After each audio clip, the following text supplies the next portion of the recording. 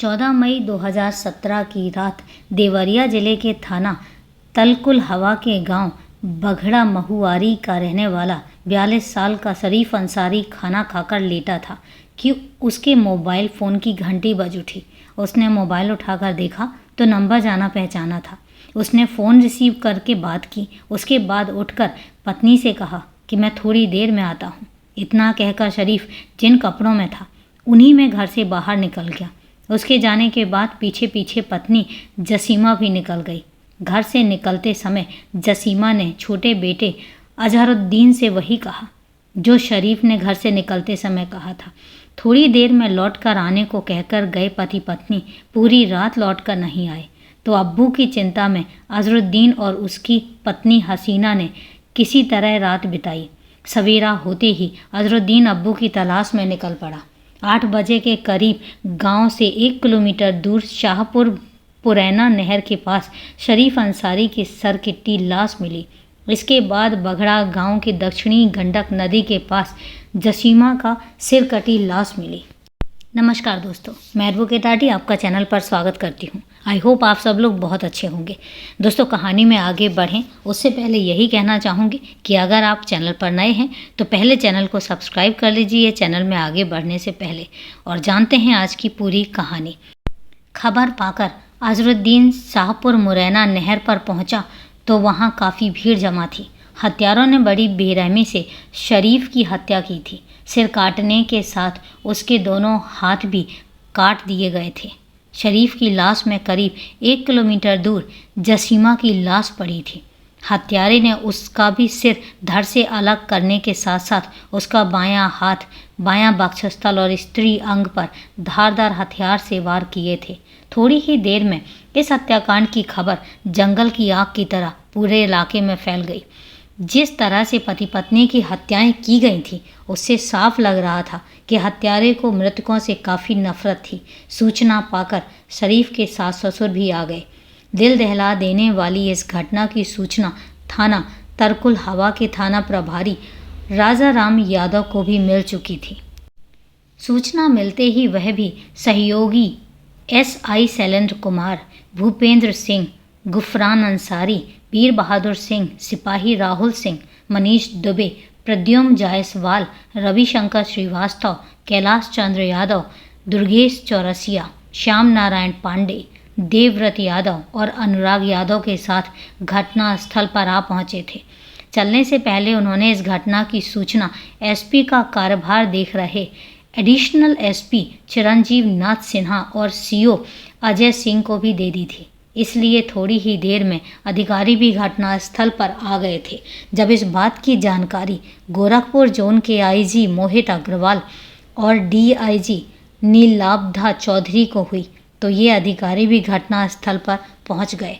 घटना स्थल के निरीक्षण के बाद पुलिस इस नतीजे पर पहुंची कि घटना को कम से कम 3 लोगों ने मिलकर अंजाम दिया होगा। लेकिन अहम सवाल यह था कि हत्यारों ने इस जघन्य अपराध के लिए हत्याएं आखिर क्यों की? आखिर हत्यारों ने मृतकों से ऐसी क्या दुश्मनी निकाली? पुलिस ने मृतकों के बेटे अजहरुद्दीन से उसकी किसी से दुश्मनी के बारे में पूछा तो उसने किसी से दुश्मनी होने से साफ मना कर दिया। पुलिस ने घटनास्थल की कार्रवाई कर दोनों लाशों को पोस्टमार्टम के लिए जिला अस्पताल भिजवा दिया। इसके बाद थाने लौटकर राजा राम यादव ने मृतकों के छोटे बेटे अजहरुद्दीन की ओर से अपराध संख्या 106/2017 पर भादमवी की धारा 302 एवं 4/32 आर्म्स एक्ट के तहत अज्ञात के खिलाफ मुकदमा दर्ज कर आगे की जांच शुरू कर दी। हत्यारों को पकड़ने के लिए चिरंजीव नाथ सिन्हा ने पुलिस की 3 टीमें गठित की। एक टीम की कमान उन्होंने खुद संभाली तो दूसरी टीम की कमान राजा राम यादव को सौंपी। तीसरी टीम क्राइम ब्रांच की थी।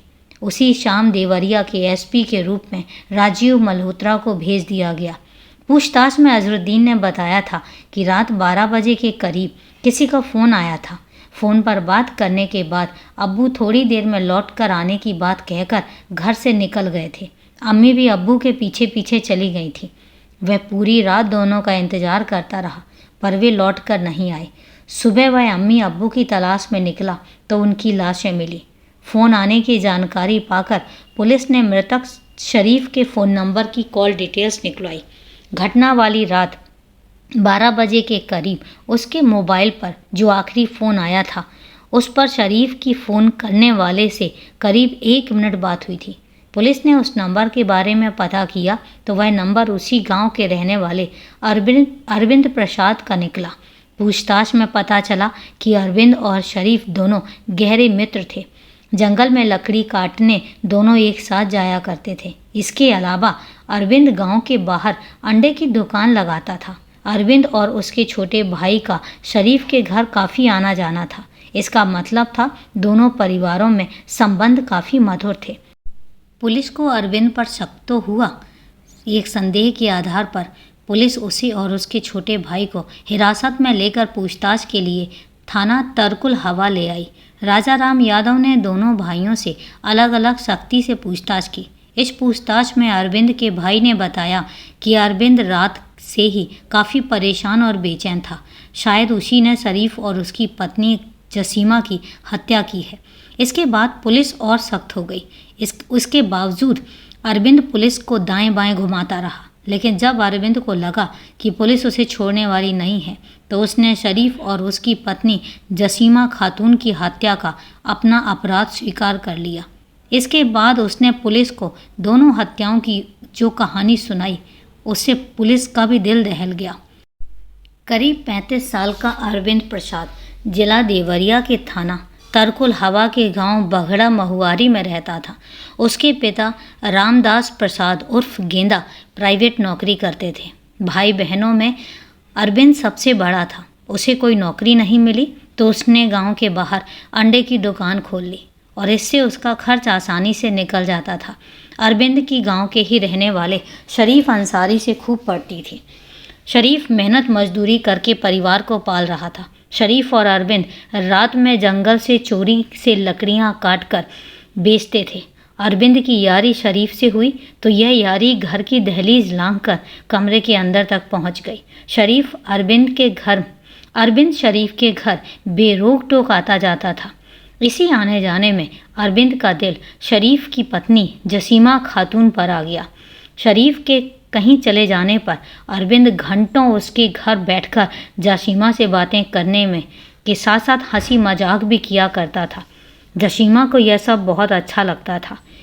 इसी का नतीजा था कि 4 बच्चों की मां होने के बावजूद जसीमा उसके प्यार में कैद हो गई। इसके बाद अरविंद अपनी कमाई जसीमा पर लुटाने लगा।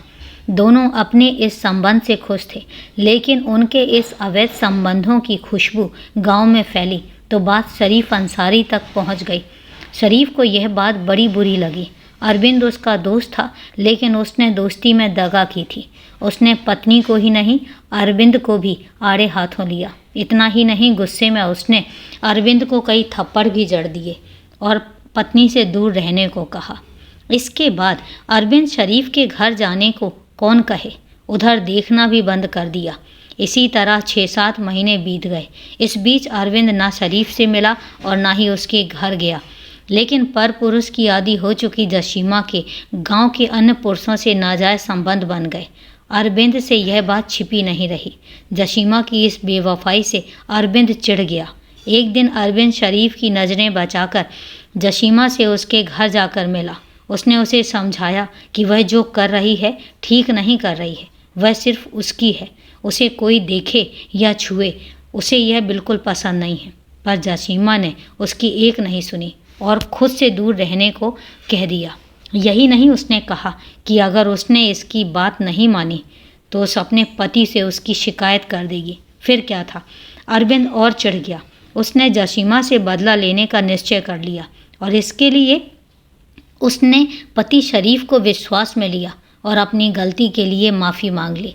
शरीफ ने सारे गिले शिकवे भुलाकर उसको माफ़ कर दिया। इसके बाद दोनों पहले जैसे दोस्त बन गए। अरविंद के मन में क्या चल रहा था शरीफ को पता ही नहीं चला। एक तीर से 2 निशाने साधने वाली बात सोचकर अरविंद ने शरीफ से उसकी पत्नी के गैर मर्दों से संबंध वाली बात बता दी। पहले तो शरीफ ने उसकी बात पर ध्यान नहीं दिया, लेकिन जल्दी ही जसीमा की सच्चाई उसके सामने आ गई। फिर तो उसने जसीमा की जमकर खबर ली, लेकिन इसके बाद भी अरविंद अपने मकसद में कामयाब नहीं हुआ। उसने दिल की बात जसीमा से कही तो उसने उसे झिड़क कर भगा दिया। जसीमा का जवाब सुनकर अरविंद ठगा सा रह गया। उसके मना करने से अरविंद का दिल टूट गया। अब वह ईर्ष्या की आग में जलने लगा और इसी ईर्ष्या ने उसके दिल में नफ़रत के बीज बो दिए और इसका नतीजा यह निकला कि उसने शरीफ और उसकी पत्नी को सज़ा देने का मन बना लिया। इसकी वजह यह थी कि शरीफ द्वारा दी गई बेइज्जती अब वह कभी भूल ही नहीं पा रहा था। जसीमा से तो वह नाराज़ था ही, नफ़रत की आग में जल रहे अरविंद ने दोनों को रास्ते से हटाने का फैसला कर लिया। अरविंद ने दोनों को सबक सिखाने की जो योजना बनाई उसके अनुसार उसने 14 मई 2017 की रात 12 बजे शरीफ को फ़ोन करके शाहपुर मुरैना के जंगल में लकड़ी काटने के लिए बुलाया।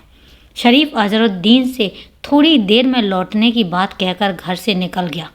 अरविंद पूरी तैयारी के साथ आया था। उसके पास लकड़ी काटने वाला तेज़ धार वाला दाब था। थोड़ी देर में शरीफ उसके पास पहुंचा तो अरविंद ने उसे लकड़ी काटने के लिए पेड़ पर चढ़ने को कहा। शरीफ जैसे ही पेड़ पर चढ़ने के लिए आगे बढ़ा, पीछे से अरविंद ने पूरी ताकत से उसकी गर्दन पर वार कर दिया। वार इतना ज़ोरदार था कि उसी एक बार में शरीफ का सिर धड़ से कटकर अलग हो गया। बेइज्जती का बदला लेने के लिए अरविंद ने उसके दोनों हाथ और पैर काटकर अलग कर दिए। संयोग से तभी पति के पीछे पीछे जसीमा भी वहां पहुंच गई। उसे देखकर अरविंद घबरा गया। पकड़े जाने के डर से उसने उसी को दबाकर उसको भी मौत के घाट उतार दिया। इसके बाद पहचान छुपाने के लिए उसने उसका भी सिर धड़ से काट दिया। किलोमीटर दूर गंडक नदी में ले जाकर सर को फेंक दिया। साक्ष्य मिटाने के लिए जसीमा की लाश को उसने ले जाकर पुरैना नहर के पास फेंका। इसके बाद गंडक नदी में खून साफ करने के बाद वह अपने घर लौट आया।